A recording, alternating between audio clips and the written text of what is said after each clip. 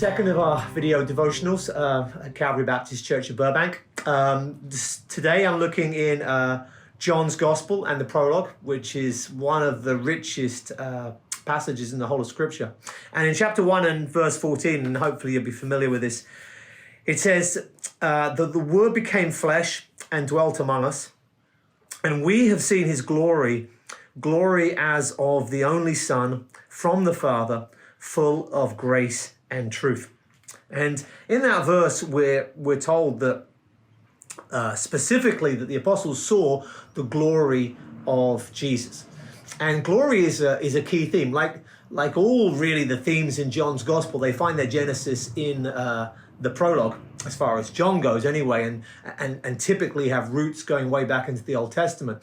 And here, this is no exception. Glory is something that is an Old Testament theme that John has picked up on and that he is now using to speak about Jesus.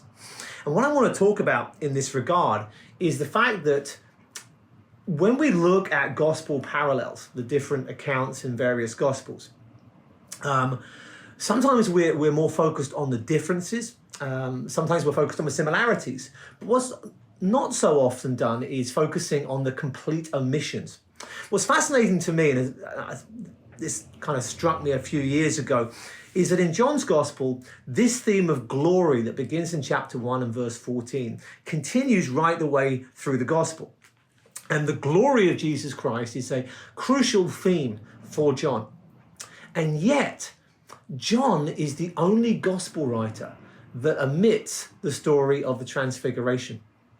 Transfiguration, as you recall, is when Jesus took a few select disciples, went up the mountain, and there the veil, as it were, of his glory, his human flesh, at that time is removed briefly, and his glory shines. And John, who's so focused, more so I think than the other gospel writers, on the glory of Jesus Christ, he doesn't tell us that story. He omits it from his gospel. And even more fascinating is the fact that John is one of the disciples who was there to see it. So it's not like a complete ignorance. And so the question then has to be, why is it that John doesn't tell us that story when he is so specifically focused on glory? And I think the answer to this is found somewhat further on. As we go in through the gospel, we come to chapter 12, and in chapter 12, Jesus specifically says, "Now my soul is troubled.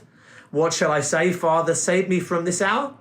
But for this purpose I have come to this hour. Father, glorify your name."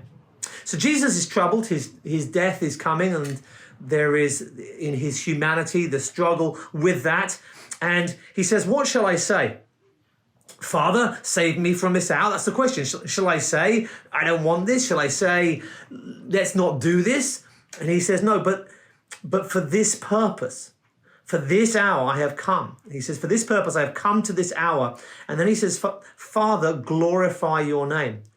Then a voice responds from heaven and says, I've glorified it and I will glorify it again. And so Jesus is seeking the glory of the Father as the Father glorifies the Son. And so glory, again, is just a central theme. Then we go a little bit further on, and we get to chapter 13, and we have the story about one of the disciples betraying Jesus. And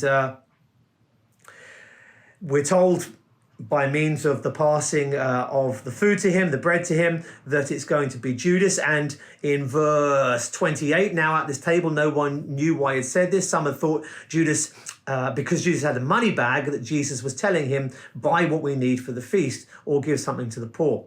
So after receiving the morsel of bread, he immediately went out, and it was night. And so Judas, who is the man of darkness here, is going out in this very vivid imagery into the night. And he goes out, and he's now leaving. He's been exposed as the one who is going to betray Jesus, and he's going out into the night. And as he goes out, then Jesus says this: when he had gone out, Jesus said, "Now is the Son of Man glorified, and God is glorified in him. If God is glorified in him, God will also glorify him in himself and glorify him at once. Okay, so if you're counting, that's 1, 2, 3, 4, 5 references to glory in the space of 2 verses. 5 references to glory in 2 verses. Clearly, it's emphasizing something here. And what Jesus is saying is that because Judas has now gone to betray him, now that hour that we saw referenced in chapter 12, now that time, it has come. And it is specifically the time when Jesus is going to be glorified.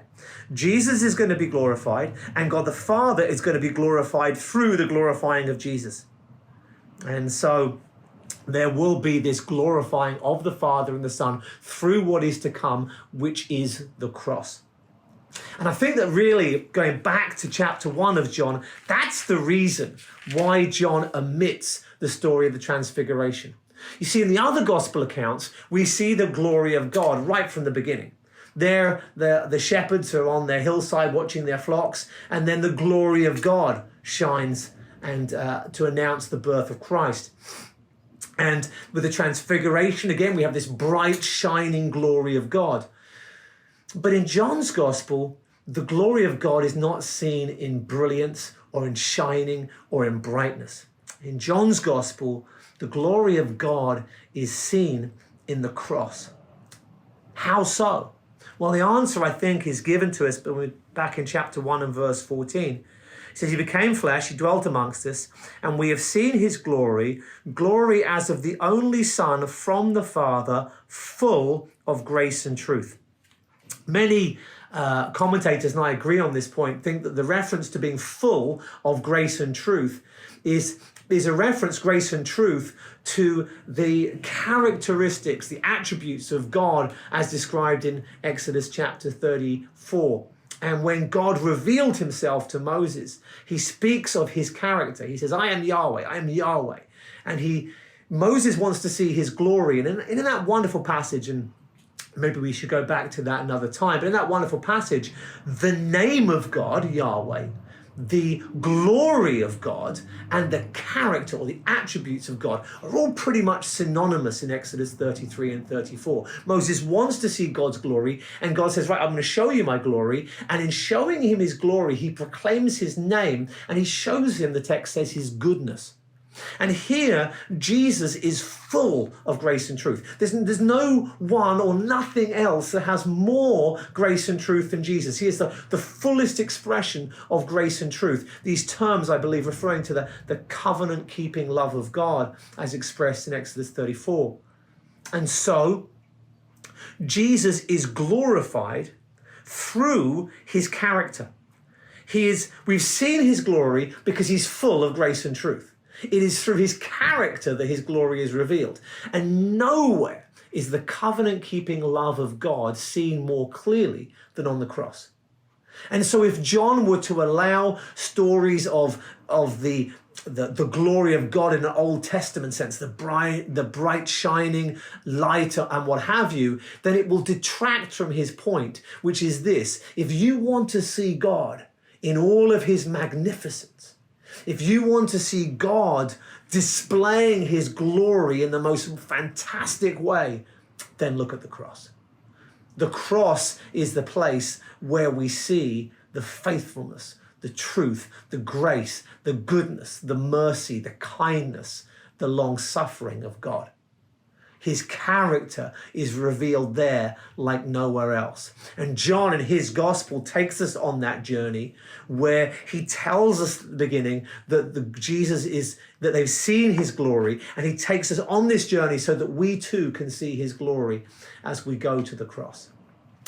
In these uncertain times when we have clouding of things that we might otherwise believe quite readily, when we're struggling and when life is somewhat more difficult perhaps than normal, it's always good for us to turn back to the cross. It's always good for us to remember to look at the cross and to see there the glory, the character, the name, the attributes of God, to see who God is and to see Christ as God upon the cross.